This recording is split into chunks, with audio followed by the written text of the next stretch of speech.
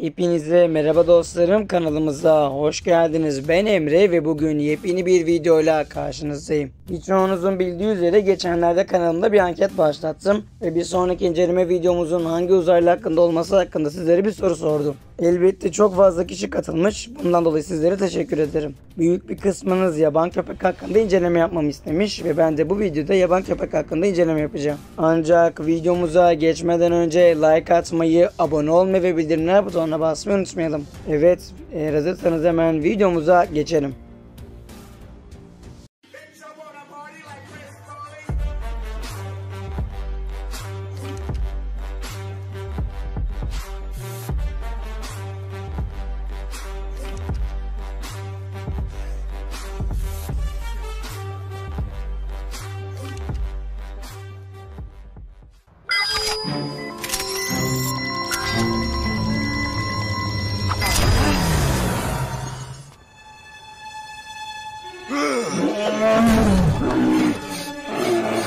Kokusunu takip edeceğiz.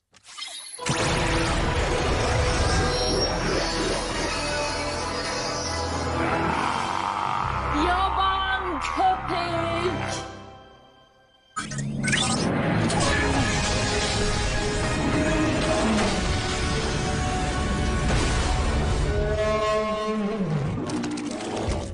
Tıpkı adında da yer aldığı gibi ve serinin bana kalırsa açık ara en yabani uzaylısı olan yaban köpek, Vulpin gezegeninden bir Vulpmancer'ın DNA örneğidir. Genel itibariyle tasarım olarak sade ve gerçekten alışılmışın dışında olan yaban köpek, gözleri, kulakları, burnu ve kuyruğu olmayan turuncu köpeğe benzeyen büyük bir tür yaratığa benziyordu. Genel itibariyle bir köpek gibi dört ayak üzerinde hareket eden yaban köpek bazı hareketleri nedeniyle de biraz maymunu andırıyordu. Bu uzaylımızın dişleri o kadar belirgin ve iriydi ki dişleri çenesinden dışarı çıkıyordu. Kendisinin vücudunun her bölümünde bulunan çeşitli dikenleri vardı. Ancak bu dikenler sandığınız gibi bir deri değildi. Bahsi geçen bu dikenler yaban köpeğin etrafında olup biteni hissetmesini ve algılamasını sağlayan bir tür sonar sistemine sahipti. Yaban köpek ve yaban köpeğin türünden olan diğer Vulpmancer'ların gözleri olmadığından yön bulmak için elbette koku ve işitme duyusunu kullanıyorlar.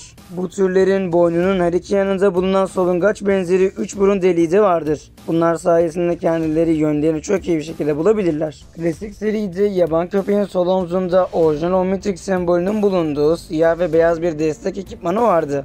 Yaban köpeğin Ultimate Alien serisindeki formunu değerlendirecek olursak, Ultimate Alien serisindeki formunun ten renginin biraz daha açık olması dışında çoğunlukla klasik serideki haliyle aynı görünüyordu. Yani aslında bir aile benziyordu ancak ufak tefek değişiklikler vardı. Mesela Ultimate Alien'da yaban köpeğinin ağzının çevresi tıpkı ten rengiyle aynı renkti. Ayrıca klasik serideki halinden farklı olarak bu sefer Ultimatrix sembolü göğsünde yer alıyordu. Yaban köpeğin Universe serisindeki versiyonunu değerlendirecek olursak, uzaylının ağız çevresi tıpkı klasik serideki gibi yine siyah renge dönmüştü. Uzaylımızın fiziki yapısına bakacak olursak elbette birazcık değişmişti. Kendisinin ön kolları eski versiyonlarına nazaran bir tık daha büyüktü. Ayrıca yine bu seride Omnitrix sembolünün yeri de değişmişti. Uzaylımız bu seride üzerinde Omnitrix sembolü bulunan yeşil ve beyaz bir tasma takıyordu. Yaban köpek için az önce gerçekten alışılmışın dışında bir tasarıma sahip olduğunu söylemiştim. Elbette bundan dolayı da çok farklı yeteneklere sahip bir uzaylı olduğunu da söyleyebilirim. Yaban köpeğin ana yeteneği koku alma duyusudur. Zaten bunu hepimiz biliyoruz. Gözleri olmadığı için görüsü termografa benzer bir şekilde duyularının nereden kaynaklandığını gösteren donuk bir 3D boyutlu haritadan oluşuyor. Kendisinin bu görüsü gelişmiş işitme yeteneğiyle birleştiğinde duyuları bir radar veya sonar şeklini alarak çevresini daha net algılanmasına olanak tanıyor.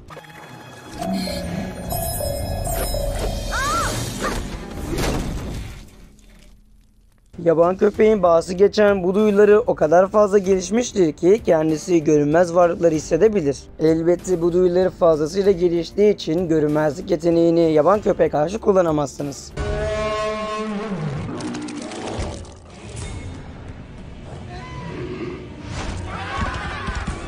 Neyin peşinde o? Koku alma yetenekleri o kadar çok gelişmiştir ki yaban köpek neredeyse her şeyi ve herkesi kokusundan takip edebilir.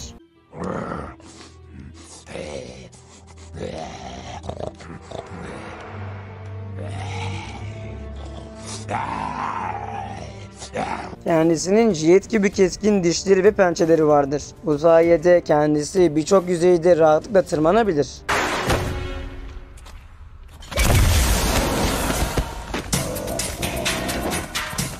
Seri içinde Vilgax'ın mekaroidlerinden birini kolaylıkla parçalayabildiği, bir grup Climax'ı çöp konteynerine atabildiği ve elbette bir arabanın tabanını parçalayabildiği için fiziksel gücü oldukça yüksektir.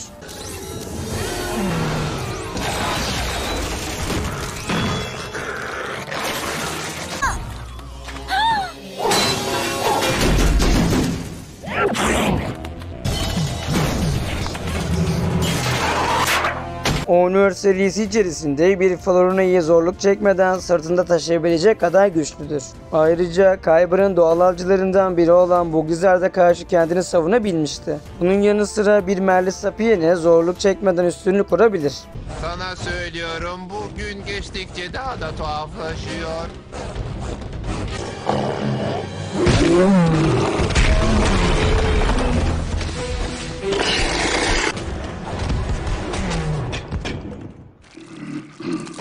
Ay, dişlerini en son ne zaman fırçaladın sen? Tüm bunların yanı sıra yaban köpek üzerine düşen çelik bir kuleden sağ çıkabilecek ve cam bir pencereye atlayabilecek kadar da dayanıklıdır.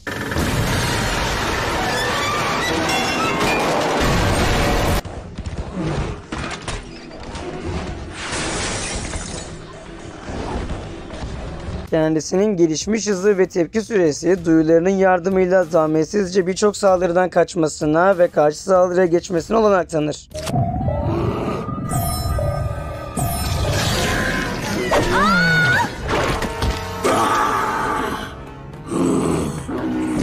Ayrıca bu uzaylımız insanlık dışı bir hıza koşmasına, zıplamasına ve tırmanmasına olanak tanıyan gelişmiş bir çevikliğe de sahiptir. Kendisi oldukça akrobatik ve jimnastikçi hareketler sergileyebilir. Az önce de demiştim, bu türlü hareketleri biraz da maymuna benzer.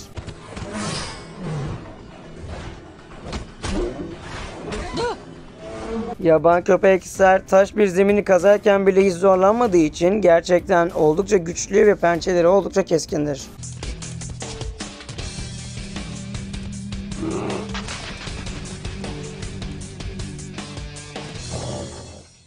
Tıpkı kendi gezegenleri Vulpin'de olduğu gibi yaban köpek ve yaban köpeğin türüne olan tüm Wolfmancer'lar sıfırın altındaki sıcaklıklarda hayatta kalabilirler. Bu durum Nulvoid'de yaşayan diğer Wolfmancer'lar tarafından gösterilmişti. Yani eğer yaban köpek katı bir halde donarsa içinde bulunduğu buzları kolaylıkla parçalayabilir.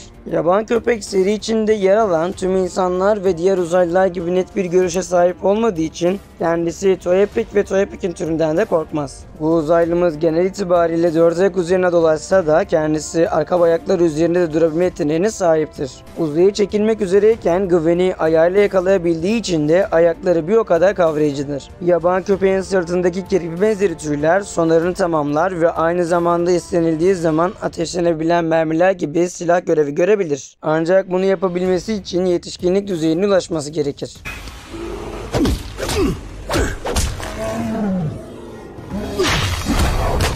Yaban köpeğin zayıf yönleri hakkında bahsetmemiz gereken şeylerse elbette ilk olarak bu uzaylının insan dilinde konuşamadığını biliyoruz. Bunun yerine havlama ve hırlama kombinasyonuyla iletişim kurabilir. Elbette bu nedenle herhangi birinin onu anlaması son derece zordur.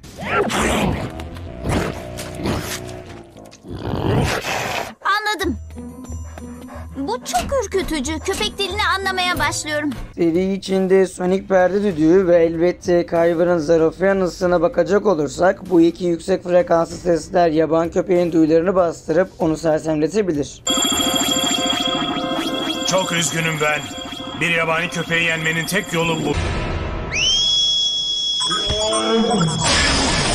Evet işte bu. Bu ne? Hiç ses yoktu. Bak var bir şey yap. Ayrıca seri içinde çamur ateşin kendi ateşiyle bazı Wolfmancer'ları durdurabildiğini görmüştük. Elbette bundan dolayı da Wolfmancer türleri ateşe karşı savunmasızdır. Yani yaban köpek de bundan etkilenebilir. Soğuk algınlığına yakalandığında yaban köpeğin burun delikleri yani boynunun yanına bulunan yüzgeçler mukusla kaplanır. Elbette bu da onun koku alamamasına veya duyamamasına neden oluyor ve bu onu esasen kör hale getiriyor.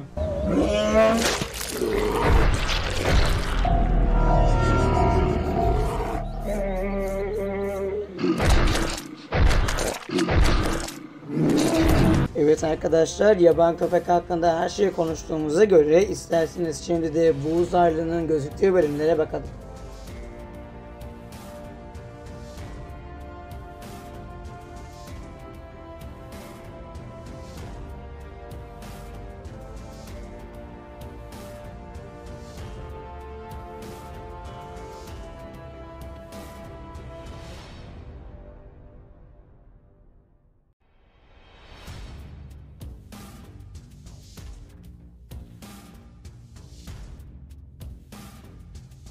Evet dostlar, halihazırda yaban köpek hakkında bütün bildiklerimizi konuşmuşken bence son olarak bu uzaylının Ultimate formu hakkında da biraz konuşmamız gerekiyor. O zaman isterseniz şimdi de çıtırdan bir Ultimate yaban köpek incelemesi yapalım. Ultimate yaban köpek.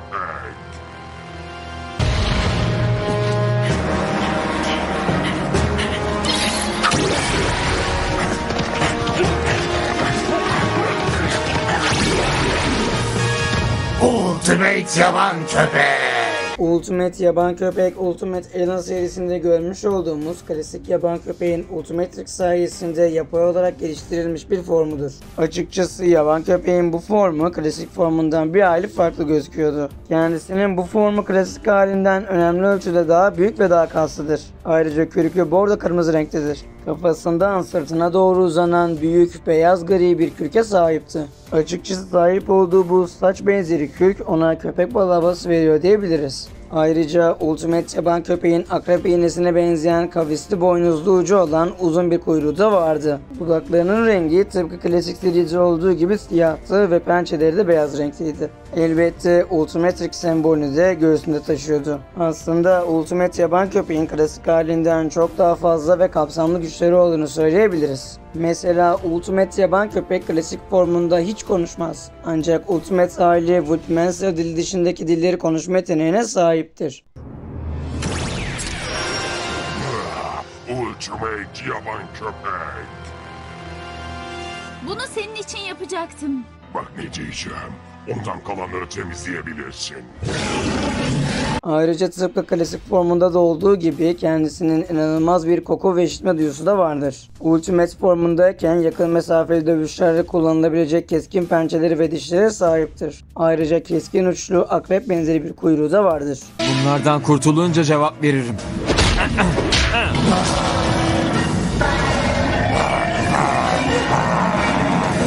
Bunların yanı sıra Ultimate yaban köpek mahkum 775'e üstünlük kurabildiği için gelişmiş bir güce de sahiptir.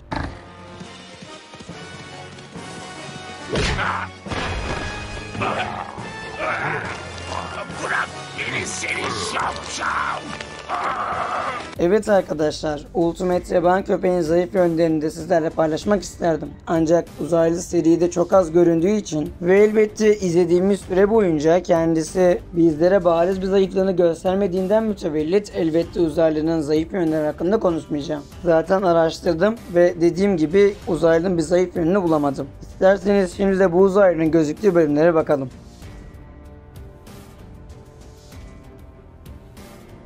Evet arkadaşlar, bugün sizlerle birlikte hem yaban köpek hem de yaban köpeğin Ultimate formu hakkında uzun bir inceleme yaptık ve umarım videomuzdan keyif almışsınızdır. Bu tarz videoların devamı için videomuza like atmayı, kanalımıza abone olmayı ve bildirimler butonuna basmayı unutmayalım. Bir başka videoda görüşmek üzere, kendinize çok iyi bakın, hoşça kalın. Fearless.